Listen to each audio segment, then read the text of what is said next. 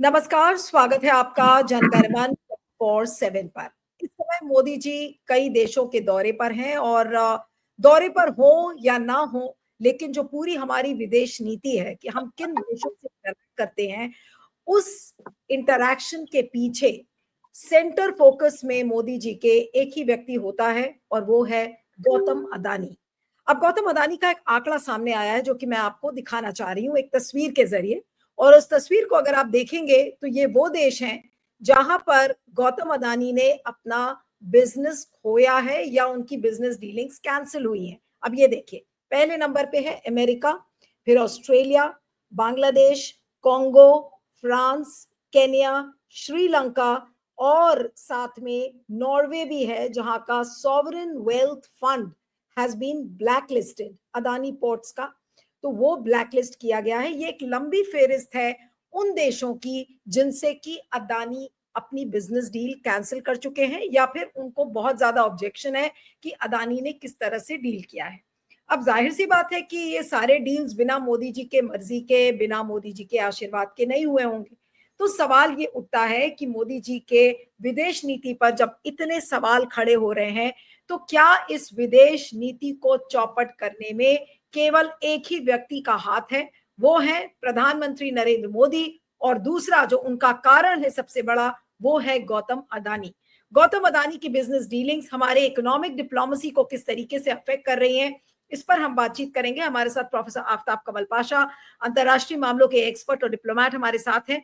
Professor Pasha, आपका बहुत बहुत स्वागत है। Thank you so much for joining. और वो लिस्ट जो जो एक तस्वीर के जरिए हम दिखा रहे थे कि किन किन देशों में अदानी ने अपना बिजनेस डीलिंग्स कैंसिल की हैं, या उन देशों ने कैंसिल किया है, I am sorry, America, Australia, Bangladesh, Congo, France, Kenya, Sri Lanka और नॉर्वे, ये वो देश हैं जिन्होंने अपनी बिजनेस डीलिंग्स को अदानी के साथ कैंसिल कर दिया है। ये किस तरीके से हमारे इकोनॉमिक डिप्लोमेसी को इम्पैक्ट करता है, उसका क्या असर होता है सर? जी जी, आपने बहुत महत्वपूर्ण विषय आज लिए हैं बातचीत के लिए, क्योंकि भारत के इतिहास में ये जो कॉरपोरेट सेक्टर है उसको इतना बढ़ावा नहीं दिया जाता था। ये सिर्फ इंडिया गवर्नमेंट और प्राइम मिनिस्टर नरेंद्र मोदी जब से सत्ता में आए हैं तब से ये जो है अदानी का कॉर्पोरेट एम्पायर जो है बार बार निशाने पे आ रहा है, न्यूज में आ रहा है, और हमारा जो इमेज है एज ए उभरता हुआ इकोनॉमिक पावर, उस पर भी काफी असर हो रहा है।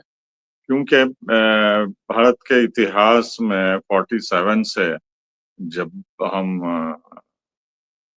ये इकोनॉमिक लिबरलाइजेशन शुरू करें 1991 में, जब प्राइम मिनिस्टर नरसिम्हा राव थे, तो पब्लिक सेक्टर था और छोटे मोटे टाटा, बिरलास, बजाज वगैरह थे। तो उनको जो है गवर्नमेंट टाइट से कंट्रोल करके, हालांकि उनको कुछ रियायत देती थी और पब्लिक सेक्टर के लिए वो फीडबैक भी देते थे काफी इंडस्ट्रीज के लिए। लेकिन जिस तरीके से प्राइम मिनिस्टर मोदी अपने दोस्त को, अदानी को सपोर्ट कर रहे हैं, सिर्फ भारत में ही नहीं, जहां एयरपोर्ट्स और बहुत सारा इंफ्रास्ट्रक्चर उनको प्रायोरिटी बेसिस पे देते हैं, और मतलब दूसरा का कंपटीशन ही नहीं इनके मुताबिक में। तो बाहर भी अब जो है विदेश नीति पे भी ये इम्पैक्ट हो रहा है। अब हाल में देखिए अमेरिका के साथ इस अदानी इशू को, करप्शन इशू लेके काफी बड़ा मुद्दा हो गया है। बांग्लादेश में भी एक बड़ा मुद्दा हो गया है, और पहले कांगो में भी ये हुआ था। और ये लिस्ट जो है लंबी होती जा रही है। जहां जहां भी प्राइम मिनिस्टर जाते हैं फॉरेन विदेश नीति में, और ये कई मुल्कों में कई बार गए हैं, जैसा फ्रांस में कई बार गए हैं जब से वो प्रधानमंत्री बने हैं, और श्रीलंका भी, और दूसरे देश भी, बांग्लादेश भी। तो हमें लगता था कि ये जो विजिट कर रहे हैं ये बायलैटरल विजिट है, और रिलेशंस को मजबूत करने के लिए और भारत के तिजारत को एक्सपोर्ट्स को बढ़ाने के लिए और दोस्ती बढ़ाने के लिए और दूसरे स्ट्रेटेजिक इश्यूज पे बातचीत होती है। तो उनके अलावा भी जो है एक अहम मुद्दा, इम्पोर्टेंट एजेंडा, इनके दोस्त को कैसा प्रमोट करना, उनका कॉर्पोरेट एम्पायर, वो बन गया है। तो ये खुल के आया जब वो इज़राइल गए थे और वहाँ उसके बाद Israeli press, times of Israel में ओपनली कहा गया कि प्राइम मिनिस्टर की विजिट के बाद जो है हाइफा रिफाइनरी में और ड्रोन्स बनाने में इतना बड़ा एग्रीमेंट साइन करे।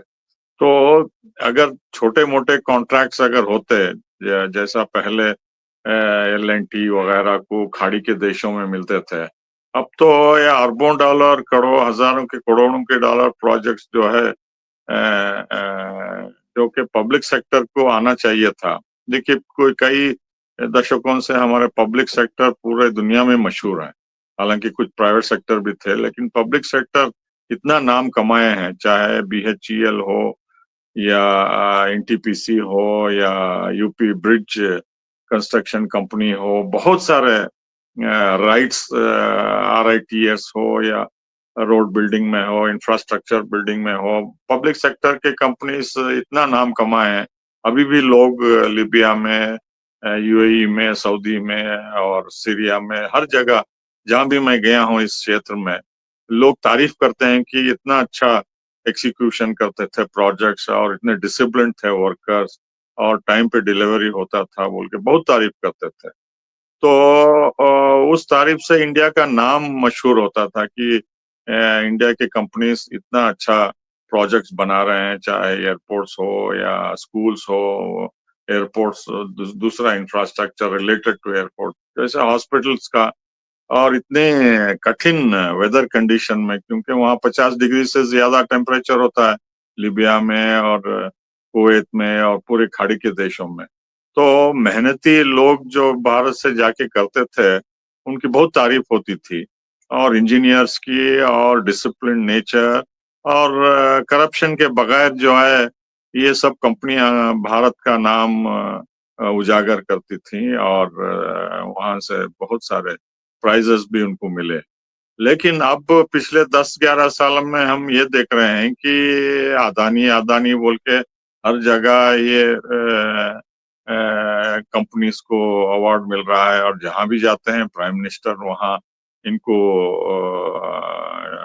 अवार्ड, कंपनीज के अवार्ड्स मिलते हैं और कॉन्ट्रैक्ट्स मिलते हैं वगैरह बोल के। तो इनकी संपत्ति जो है प्राइम मिनिस्टर्स की फॉरेन विजिट से लिंक हो गई है और डोमेस्टिक मार्केट में छाने के बाद अब उनका जो है दायरा इंटरनेशनल में भी बढ़ गया है। और अगर वहाँ सचमुच में अच्छा काम करते हैं, नाम कमाते हैं, इन्वेस्टमेंट करप्शन के बगैर वहाँ इंडिया का नाम मशहूर करते हैं, तो उसमें कोई बात नहीं थी इकोनॉमिक डिप्लोमेसी में। हाँ भाई, जैसे अमेरिका के कॉर्पोरेट सेक्टर हैं और जापान के और दूसरे कंट्रीज के जैसा टर्की के हैं, तो ये नाम कमा रहे हैं, इंडिया का नाम रोशन कर रहे हैं, इंडिया का फ्लैग ऊंचा उड़ा रहे हैं और हमें गौरव होता था कि ये भी इसी दिशा में कर रहे हैं। लेकिन जिस तरीके से ये काम कर रहे हैं करप्शन के इन्वॉल्वमेंट में और अफ्रीका में ब्राइब देना मिनिस्टर्स को और जो रूल करते हैं वहाँ उनके लिए, तो ये जो है एक धब्बा पड़ गया है इंडिया फॉरेन पॉलिसी के कि Adani is equal to corruption and mismanagement बोल के। तो क्योंकि देखिए, अगर कोई भी भारत का नाम बदनाम करते हैं तो इमीडिएटली गवर्नमेंट उस पर इंक्वायरी करना चाहिए कि आप ये क्यों कर रहे हैं। और जैसा ईडी और इनकम टैक्स और दूसरे सीबीआई सब डालते हैं इंडिया में, अगर करप्शन हो या गोलमाल करते हैं, चाहे पॉलिटिशियन हो या इंडस्ट्री में हो या जो भी सेक्टर में है, ये स्टेट इंस्टीट्यूशंस इस्तेमाल करते हैं और उनको पकड़ के जो है जेल में डालते हैं, फाइन डालते हैं और उनकी बदनामी होती है। लेकिन ये अदानी जो है पूरे दुनिया में हमारा नाम बदनाम कर रहा है भारत का, और करप्शन केसेस में एक के बाद एक देश जो है कैंसल कर रहे हैं। और ये सब हमारे करीबी स्ट्रेटेजिक पार्टनर्स हैं। चाहे अमेरिका हो, ऑस्ट्रेलिया हो, बांग्लादेश हो, फ्रांस हो, या पड़ोसी देश श्रीलंका हो और कीनिया में भी काफ़ी इनका इन्वेस्टमेंट है। तो ये इनकी वजह से जो है हमारे रिश्ते, इनके हमारे रिलेशंस, हमारे ताल्लुकात पे भी असर हो रहा है और लोग वहाँ उँगली उठा रहे हैं कि ये क्यों हो रहा है ये करप्शन और एक आदमी जो है बदनाम क्यों कर रहा है पूरा भारत का नाम लेके। तो इकोनॉमिक डिप्लोमेसी में जो है बहुत निशाना हो रहा है कि ये होने नहीं देना चाहिए था, इंक्वायरी होना तो क्या चाहिए था और उसको सज़ा होना सुभाषा, चाहिए था। आपने इकोनॉमिक डिप्लोमेसी यानी कि आर्थिक कूटनीति की बात की, तो क्या आर्थिक कूटनीति को चौपट करने का श्रेय केवल मोदी जी और अदानी को जाता है और अदानी ही सबसे बड़ा कारण है जिसकी वजह से आर्थिक कूटनीति भारत की फेल हो रही है? जी, हाल ही में ये कैसे कह सकते हैं कि ये काफ़ी बड़ा धक्का मिल रहा है इंडिया को हमारी इकोनॉमिक डिप्लोमेसी की क्योंकि अभी तक हमारा इमेज क्लीन था और हमारी तारीफ़ की जाती थी कि हम हाईटेक के ज़रिए या बायलैटरल इकोनॉमिक कोऑपरेशन के ज़रिए हम बहुत सारे कंट्रीज़ को मदद कर रहे हैं उनके इंफ्रास्ट्रक्चर डेवलपमेंट में, जैसा चीन कर रहा है बेल्ट एंड रोड इनिशिएटिव के तहत। तो हमारी तारीफ की जाती थी कि चाहे वो रेलवेज़ में हो, इराक में अभी तक मुझे याद है, वहाँ की रेलवे सिस्टम को बेहतर करने में हमारा बहुत बड़ा रोल था। नाइजीरिया में या कीनिया में, तंज़ानिया में, बहुत सारे देशों में, यहाँ तक कि ब्रिटेन में भी जो है यहाँ से इंजीनियर्स जाके उनके ब्रिटिश सिस्टम रेलवे सिस्टम में मदद करते थे। तो सिर्फ़ मैं एक उदाहरण दे रहा हूँ रेलवे सिस्टम। उसके अलावा जो है हर एक फील्ड में जो है इंडियन कंपनीज़, इंडियन इंजीनियर्स और सपोर्ट सिस्टम स्किल्ड लेबर्स और बिज़नेसमैन अपने बिज़नेस को बढ़ाए हैं, वहाँ फ़ायदा भी हुआ है उनको। लेकिन इस तरीके से जो बदनामी हो रही है, पिछले क स 70 सालों से नहीं हुई थी, जितनी अब 10 साल में 8-10 साल में हुई है। तो इसका कारण क्या है बोल के गवर्नमेंट को छान-बीन करना है, लेकिन गवर्नमेंट नहीं करेगी क्योंकि इनके दोस्त हैं ये। ना पार्लियामेंट में क्वेश्चन करने देते हैं अपोज़िशन को, ना कोई पार्लियामेंट्री कमिटी इन्वेस्टिगेट करती है और ये मनमानी कर रहे हैं और भारत के इकोनॉमिक डिप्लोमेसी पे बदनाम हो रहे हैं हम। तो ये शक होता है कि क्या highest policy makers, decision makers इसमें शामिल हैं तो इसका उपाय क्या है? और लोगों को कैसा इस पे प्रतिक्रिया करना है और कार्रवाई क्या होना चाहिए? क्योंकि इतना बड़े पैमाने पे इन्वेस्टमेंट करके और करप्शन केसेस में इन्वॉल्व होना, ये बहुत देर तक जो है ये दाग हमारी इकोनॉमिक डिप्लोमेसी पे रहेगी और जब तक छानबीन नहीं करता है, जब तक इनको इंक्वायरी करके जो भी कार्रवाई करना है जैसा भारत के अंदर होती है, अगर नहीं करेंगे तो ये ही समझेंगे कि लोग और दूसरे देश की ये गवर्नमेंट सपोर्ट कर रही है एक ना एक तरीके से। इसलिए कर रहे हैं कि जो है लोगों को सब पता है कि अदानी को क्यों प्रोजेक्ट दिला रहे हैं और अदानी किस तरीके से पार्टी को सपोर्ट करते हैं। चाहे जब वो प्राइम मिनिस्टर बने तो प्लेन किसकी थी, जब गुजरात से इनको दिल्ली लाया तो वो सबको पता है। और जिस तरीके से इलेक्शंस हो रहे हैं हर स्टेट असेंबली में, पार्लियामेंट्री इलेक्शन में, पिछले 3 पार्लियामेंट्री इलेक्शंस और हर 6 महीने में एक ना एक स्टेट इलेक्शन होता रहता है। तो काफ़ी पैसा खर्चा होता है।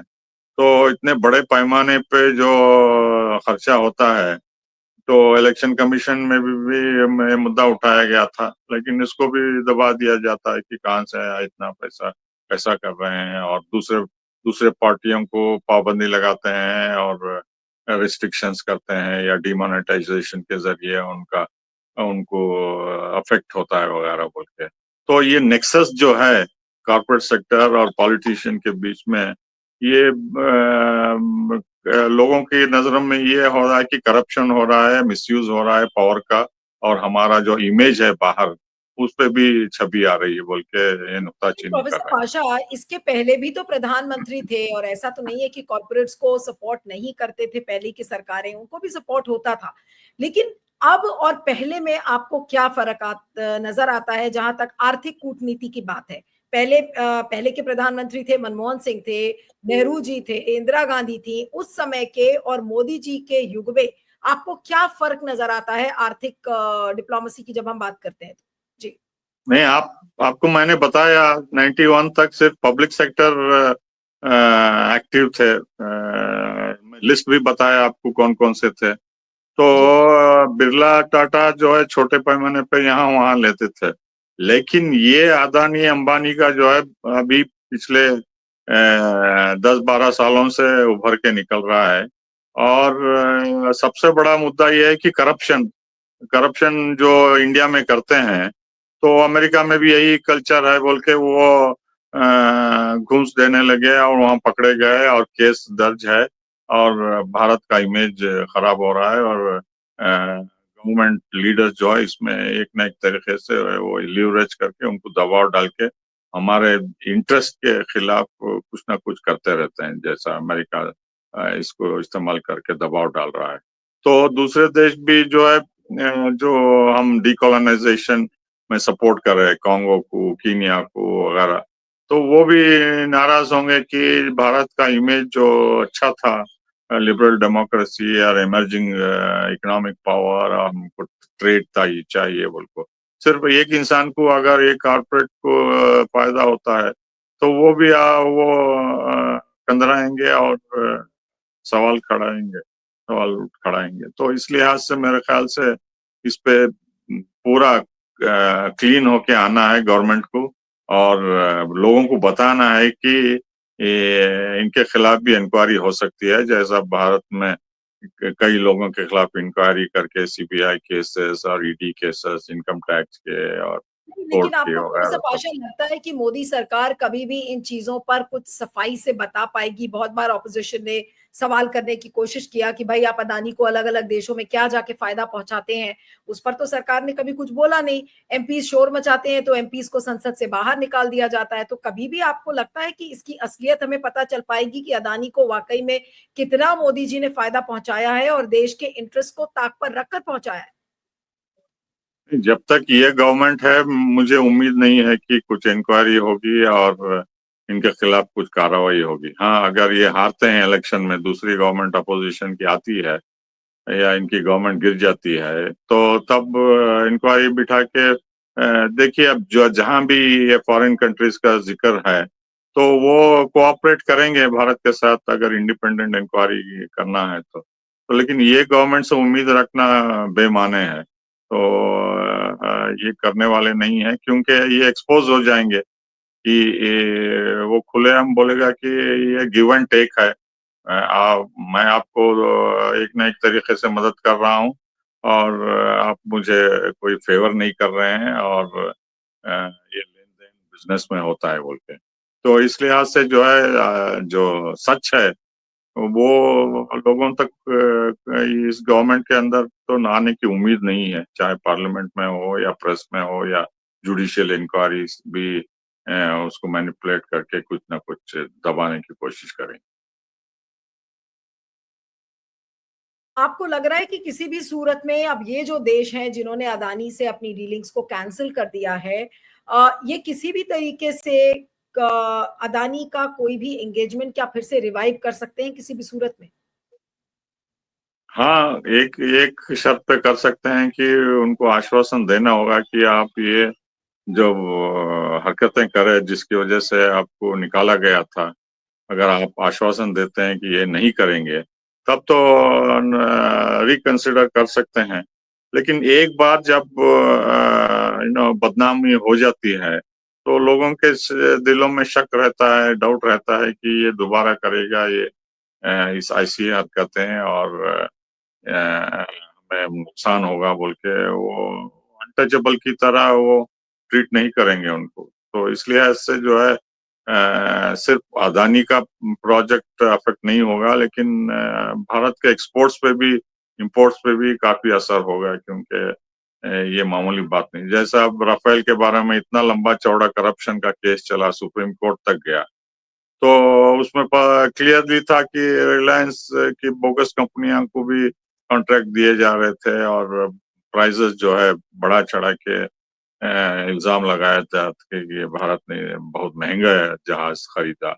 और जब ऑपरेशन सिंदूर में मार गिराने की बात हो रही थी, तो उसको अभी तक लोगों को बताया नहीं कि कितने जहाज में नुकसान हुआ, क्या हुआ, क्यों हुआ, कैसे हुआ, बोल के अभी तक कोई इंक्वायरी नहीं हुई है और कोई ट्रुथ आने की उम्मीद नहीं है। उसी तरह अदानी के जो भी कॉन्ट्रैक्ट कैंसिल करे गए हैं, तो हमें नहीं पता चलेगा कि बांग्लादेश और ऑस्ट्रेलिया ये सब देश मिलके क्यों गए। सिर्फ अमेरिका से हमें ये मालूम हो रहा है कि वहाँ कोर्ट केस है और वो छोड़ने वाले नहीं है। वहाँ का जुडिशियल सिस्टम जो है, इनको आखिरी दम तक इंक्वायरी करके सजा दिलाएंगे।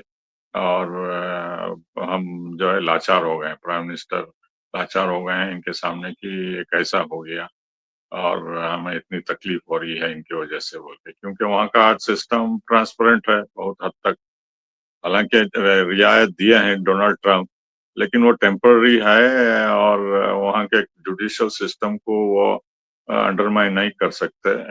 और दूसरे लोगों को भी दूसरे कोर्ट में खींचेंगे अगर डोनाल्ड ट्रंप फेवर करना चाहते हैं मोदी को या अदानी को, या इस केस में कोई भी रियायत देना या पार्डन भी देना चाहें तो क्यों दिए हैं पार्डन, बोल के वो भी सवाल उठ खड़े होंगे कि आपने अपने दोस्त को बचाने के लिए और उनके कॉर्पोरेट मैग्नेट को बचाने के लिए किया है। हमें असलियत जानना चाहिए। एक ना एक दिन जो है पत्रकार अमेरिका में पूरा डिटेल इसको खोज के निकाल के जो है और प्रेशर डालेंगे भारत के ऊपर कि आपने हमारे सिस्टम को अंडरमाइन करने की कोशिश की, ब्राइब से, करप्शन से और जुडिशरी को ये करने के, और ऐसे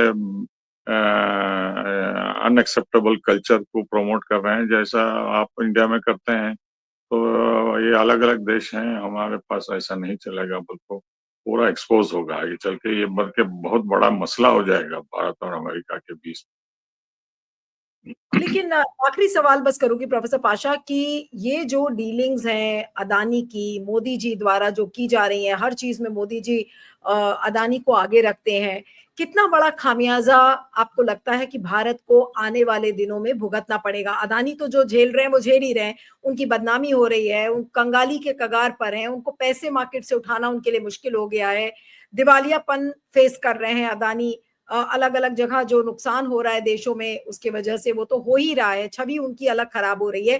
लेकिन भारत को लॉन्ग रन में कितना नुकसान आपको लगता है कि अदानी की वजह से होगा या हो रहा है?